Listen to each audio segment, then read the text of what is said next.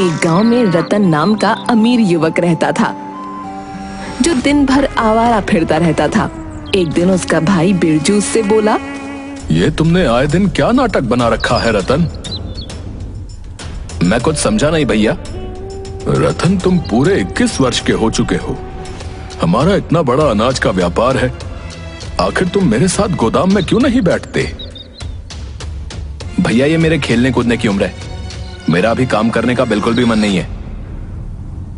रतन, माँ और पिताजी के जाने के बाद तुम ही मेरी जिम्मेवारी हो। मैं नहीं चाहता कि तुम दिन भर ऐसे ही आवारागर्दी करते रहो। कल को मुझे तुम्हारा विवाह भी करना है। सीधे सीधे क्यों नहीं कहते भैया कि माँ और पिताजी के जाने के बाद मैं आपको बोझ लगने लगा हूं? रतन की बात सुनकर बिरजू क्रोधित होकर बोला, अपनी जुबान को लगाम दो रतन। तुम अपने बड़ों से बात करने की बिल्कुल तमीज भूल गए हो। रतन बिरजू की बात को नजरअंदाज करके क्रोधित होकर घर से बाहर निकल गया। तभी बिरजू की पत्नी आरती आकर बिरजू से बोली, रतन अब जवान हो चुका है, आपका उसे इस तरह डांटना शोभा नहीं देता। सुना तुमने आरती, उसने क्या कहा? मैं उसे बोझ समझता हूँ। आप चिंता मत कीजिए, धीरे धीरे वो सब समझ जाएगा। इधर रतन गांव में फिर से आवारागर्दी करने लगा। तभी उसकी नजर मुखिया की बेटी झुमरी पर पड़ी। रतन उसके पास जाकर बोला, मैं तुमसे काफी दिनों से बात करना चाह रहा था झुमरी। देखो रतन, मैं तुमसे तंग आ चुकी हूँ। तुम गांव में मुझसे इस तरह की बातें करते हो और गांव वाले मेरे और तुम्हारे बीच को लेकर कुछ और ही समझते हैं। उन्हें जो समझना है समझने दो।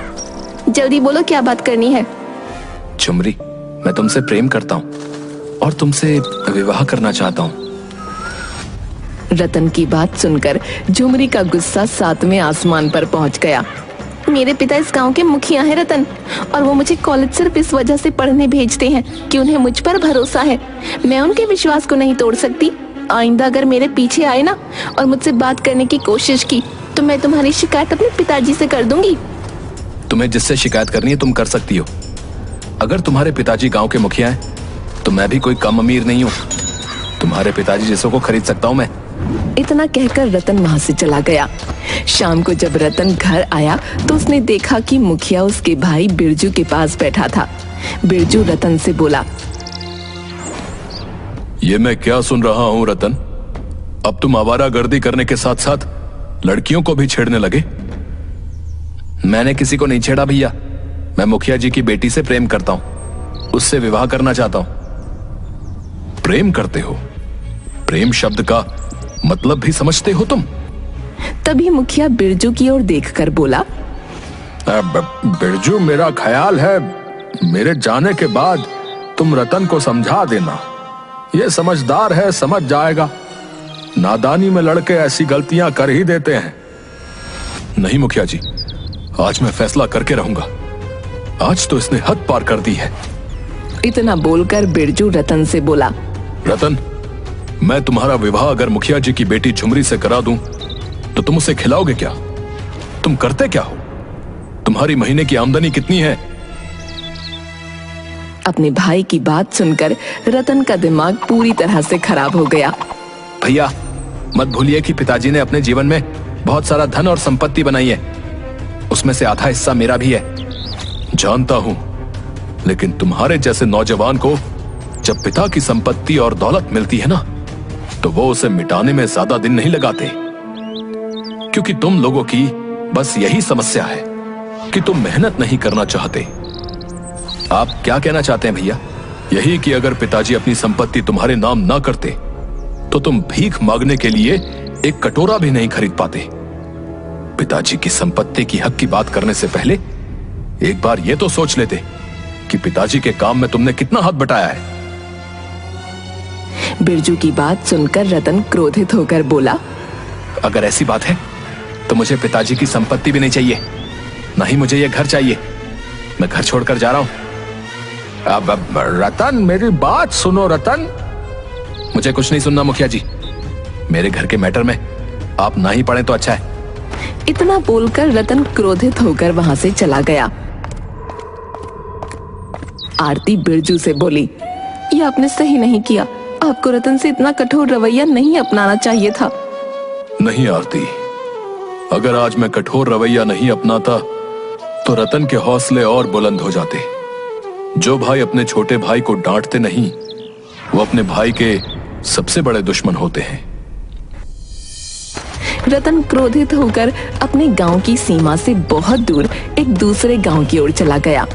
उसके पास खाने तक के पैसे नहीं थे। रतन भूखा प्यासा थक हार कर एक गांव की सीमा पर बनी झोपड़ी के सामने बैठकर रोने लगा। आज अगर मेरे पिताजी और माँ जीवित होती तो क्या भैया मेरे साथ ऐसा व्यवहार करते? मेरा इस दुनिया में कोई नहीं है। रतन नहीं जानता था कि झोपड़ी के अंदर कन्हैया नाम का उसका ही हम उम्र युवक रहता था। कन्हैया उस झोपड़ी के बाहर निकलकर बोला, कौन हो तुम और मेरी झोपड़ी के बाहर तुम रो क्यों रहे हो? मेरा नाम रतन है। अगर तुम्हें अपनी झोपड़ी के सामने रोने से ऐतराज है तो मैं कहीं और जाकर रो लेता हूँ। मेरा नाम कन्हैया है। लगता है दोस्त घर से काफी नाराज होकर आए हो और अंदर से काफी उदास भी हो और शक्ल से काफी भूखे भी लगते हो। मैंने सुबह से कुछ नहीं खाया और मेरे पास पैसे भी नहीं है, तो चलो मेरे साथ, मैं तुम्हें खाना खिलाता हूँ। रतन उसकी झोपड़ी की तरफ देखने लगा। मेरी झोपड़ी की ओर मत देखो, मैं तुम्हें यहाँ के अच्छे ढाबे पर खाना खिलाऊंगा। लेकिन तुम मुझे खाना क्यों खिलाना चाहते हो? मैं तो तुम्हें जानता भी नहीं। मेरा और तुम्हारा रिश्ता क्या है? दोस्ती? दोस्ती का, इंसानियत का, और इससे बड़ा दुनिया में कोई रिश्ता नहीं होता दोस्त। कन्हैया की आंखों में अपनापन देखकर रतन मुस्कुराते हुए बोला, ठीक है। कन्हैया रतन को ढाबे पर ले गया। रतन ने पेट भर खाना खाया। खाना खाने के बाद वो रतन के साथ झोपड़ी में बैठा हुआ था। तुम करते क्या हो कन्हैया? कुछ नहीं दोस्त, कुछ भी छोटा मोटा काम मिल जाए कर लेता हूँ। छोटा मोटा काम? कहीं तुम चोरी वगैरह तो नहीं करते? अरे नहीं नहीं, छोटा मोटा काम से मतलब है छोटी मोटी मजदूरी। अपनी झोपड़ी को देखकर ये तो तुम समझ ही गए होगे कि ये झोपड़ी एक गरीब की झोपड़ी है। बचपन में ही माता पिता छोड़कर चले गए, तब से मैं अकेला ही हूं। जब तुम्हें अपनी झोपड़ी के बाहर अपने माता पिता को याद करते हुए देखा तो मुझे अपने माता पिता याद आ गए। एक समय में मैं भी अपने माता पिता को याद करके बहुत रोता था। अब क्या मैं भी तुम्हारी झोपड़ी में तुम्हारे साथ रह सकता हूँ? यह भी कोई पूछने की बात है? मेरी झोपड़ी में 2 ही चारपाई हैं। एक हमेशा खाली पड़ी रहती थी, शायद ये तुम्हारे लिए ही थी। रतन कन्हैया से बात करते करते ही सो गया। अगले दिन रतन कन्हैया से बोला, अब अगर तुम्हें कोई ऐतराज ना हो दोस्त, तो क्या अब मैं भी तुम्हारे साथ मजदूरी कर सकता हूँ? रतन, तुम्हारे कपड़े देखकर ही मैं समझ गया था कि तुम कोई अमीर घराने से ताल्लुक रखते हो। तुम्हारे हाथ बता रहे हैं कि तुमने आज तक कभी कोई भारी वजन नहीं उठाया। तुम रहने दो। अब नहीं नहीं, काम को लेकर मेरे भैया ने मुझे ताना मारा था। मैं भी काम कर सकता हूँ, मैं तुम्हारे ऊपर बोझ नहीं बनूंगा। रतन की बात सुनकर कन्हैया मुस्कुराने लगा। उस दिन के बाद रतन रोज कन्हैया के साथ मजदूरी करने लगा। कुछ ही दिनों में वो दोनों गहरे दोस्त बन गए। मगर रतन कभी कभी अचानक उदास हो जाता था। ये तुम अचानक उदास क्यों हो जाते हो? अगर तुम्हें घर की याद आती है तो तुम चले क्यों नहीं जाते? नहीं, मेरे परिवार वाले मुझे बिल्कुल भी प्यार नहीं करते। अगर थोड़ा सा भी करते होते तो वो मुझे ढूंढते हुए यहाँ जरूर आते। एक दिन कन्हैया और रतन गांव की सड़क पर बने हुई छोटी सी दुकान पर चाय पी रहे थे। तभी एक लग्जरी कार आकर रुकी। उस लग्जरी कार में बिरजू और आरती निकलकर बाहर आ गए। रतन, हमने तुम्हें कहां कहां नहीं ढूंढा, तुम यहाँ हो। चलो घर चलो। मैं घर नहीं जाऊंगा भैया। रतन, जिद मत करो। मैंने तुमसे जो भी कठोर शब्द बोले मैं उसके लिए क्षमा मांगता हूँ। तुम्हारे बगैर घर सुना है। रतन, अपने भैया को नहीं तो कम से कम अपनी भाभी की बात तो मान सकते हो। मैं तुम्हारी माँ समान हूँ। आज मुझे पूरा विश्वास था कि तुम जरूर मिलोगे। चलो घर चलो, मैं तुम्हारी पसंद के सारे व्यंजन बनाऊंगी और तुम्हारा विवाह झुमरी से करा दूंगी। अपनी भाभी की बात सुनकर रतन मुस्कुरा दिया और बगैर कन्हैया से मिले कार में बैठकर चला गया। रतन को इस तरह जाता देख कन्हैया को अंदर से बहुत बुरा लगा। कन्हैया मुस्कुराते हुए अपने आप से बोला, वाह रे दोस्त, एक बार मिलकर ही चले जाते। चलो कोई बात नहीं, तुम मिलकर नहीं गए तो क्या हुआ, लेकिन मैं तुमसे मिलने तुम्हारे घर पर जरूर आऊंगा। कन्हैया बेचारा उस दिन से अकेला रह गया। कुछ महीनों बाद कन्हैया को रतन की बहुत याद आने लगी। कन्हैया जानता था कि रतन किस गांव में रहता है। कन्हैया रतन के घर पहुंचा। इतने सुंदर घर को बाहर से देखकर ही कन्हैया की आंखें फटी रह गईं। तभी उसकी नजर रतन पर पड़ी। रतन कन्हैया को देखकर बिल्कुल भी खुश नहीं हुआ। कैसे हो मेरे दोस्त? तुम तो मुझसे मिलकर भी नहीं गए। और दोस्त, मुझे नहीं पता था कि तुम्हारा घर इतना सुंदर होगा। जब तुम्हारा घर बाहर से इतना सुंदर दिखता है तो अंदर से तो और ज्यादा सुंदर होगा। तुम तो मेरी उम्मीद से भी ज्यादा अमीर निकले। रतन बुरा सा मुंह बनाते हुए बोला, यहाँ कैसे आना हुआ कन्हैया? सब कुछ यही पूछ लोगे क्या? अपने दोस्त को अंदर नहीं बुलाओगे? अंदर सजावट का काम चल रहा है। वो क्या है कि 2 दिन बाद मेरी मुखिया की बेटी झुमरी से शादी है, और तुमने अपनी शादी में गरीब दोस्त को बुलाना भी गवारा नहीं समझा। देखो कन्हैया, मैं जानता हूं कि तुमने मेरी मदद की और तुमने मुझे खाना खिलाया और मुझे अपनी झोपड़ी में रहने के लिए एक चारपाई दी। तुम्हें उसके लिए जितने भी पैसे चाहिए मैं तुम्हें देने के लिए तैयार हूं। कन्हैया, तुम जानते नहीं मैंने जितना वक्त तुम्हारे साथ गुजारा है वो कितनी मुश्किल और मुसीबत से गुजारा है। इतनी सड़ी हुई और बदबूदार जगह पर मेरा दम घुटता था, इसलिए मैं कभी कभी वहां से भागने की सोचता था, मगर तुम्हें लगता था कि मैं उदास हो जाता हूं। रतन, तुम्हारी सोच बहुत छोटी निकली दोस्त। मैंने तुम्हें सच्चे दिल से अपना दोस्त माना था, इसीलिए तुम्हारी मदद की थी। कन्हैया, तुम में और मुझ में जमीन आसमान का फासला है। एक अमीर और एक गरीब दोस्त नहीं हो सकते। मैं नहीं चाहता तुम्हें यहाँ पर कोई और देखे जिससे मेरी बेइज्जती हो जाए, इसलिए तुम शांति से यहाँ से चले जाओ। रतन की बात सुनकर कन्हैया उदास हो गया और उदासी से मुस्कुराता हुआ बगैर कुछ कहे वहां से चला गया। कुछ महीनों बाद कन्हैया अपने गांव के एक रोड पर खड़ा था कि तभी एक कार तेजी से आकर एक पेड़ से टकरा गई। कन्हैया वहां खड़े लोगों से बोला, अरे देखो, वो कार एक पेड़ से टकरा गई। कन्हैया सहित सभी लोग वहां चले गए। कन्हैया कार के अंदर बैठे लोगों को देखकर बोला, अरे ये तो रतन है और लगता है ये इसकी पत्नी है। एक व्यक्ति कन्हैया से बोला, क्या तुम इसे जानते हो? हाँ जानता हूँ, और मैं ये भी जानता हूँ कि ये कहाँ रहता है।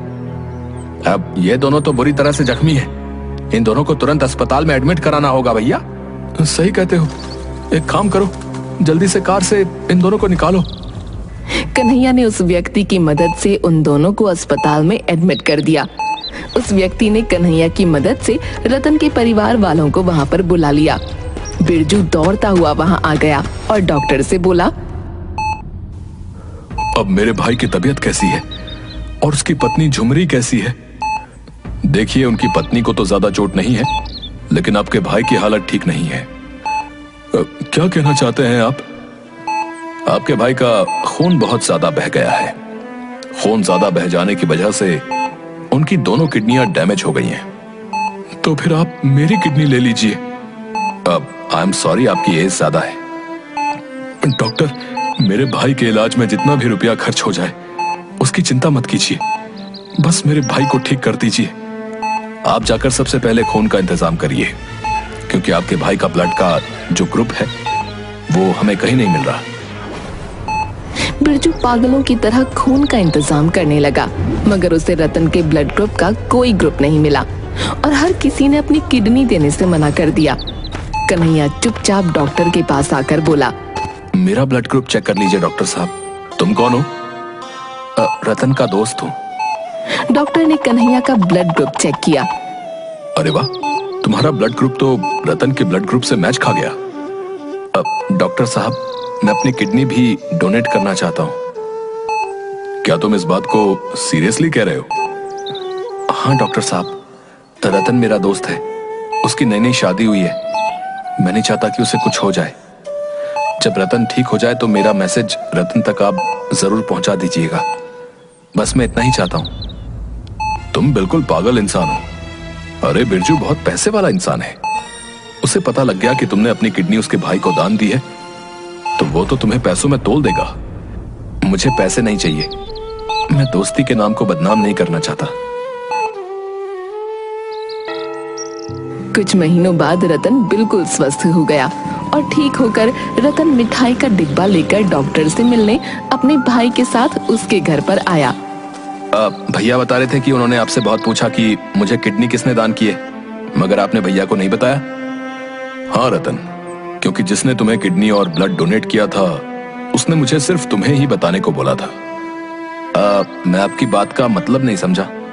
उसने अपना नाम कन्हैया बताया था और मुझसे कहा था कि रतन जब स्वस्थ होकर आपसे किडनी डोनेट करने वाले का नाम पता करने आए तो आप उसे मेरा नाम बताना और साथ ही साथ ये भी कहना कि असली दोस्त इसे कहते हैं। रतन से कहना कि अगर उसे दोस्त बनना है तो वो किसी गरीब को बनाए, क्योंकि गरीब ही मुसीबत में काम आते हैं।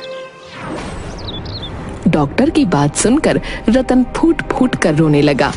वो बगैर देरी किए अपनी बाइक लेकर सीधे कन्हैया की झोपड़ी के पास चला गया, मगर उसने देखा उस झोपड़ी के अंदर कोई दूसरा ही व्यक्ति रह रहा था। यहाँ पर तो कन्हैया रहता था, कहाँ गया? कन्हैया तो यहाँ से 1 महीने पहले ही चला गया। क्या आप जानते हैं वो कहाँ गया? नहीं, उसने किसी को नहीं बताया, बल्कि उसने गांव में भी किसी को नहीं बताया कि वो कहाँ जा रहा है। हाँ, उसने कहा जरूर था कि कोई रतन नाम का इंसान पता करते करते यहाँ पर आएगा तो उससे कह देना कि दोस्ती का असली मतलब यही होता है। वो भले ही मुझे अपना दोस्त नहीं समझता हो, लेकिन मैंने उससे सच्चे दिल से दोस्ती की थी। उस व्यक्ति की बात सुनकर रतन भारी मन से झोपड़ी के बाहर निकल आया और पागलों की तरह कन्हैया को ढूंढने लगा, मगर कन्हैया उसे आज तक नहीं मिला। कन्हैया रतन को दोस्ती का बहुत बड़ा पाठ सिखा गया था।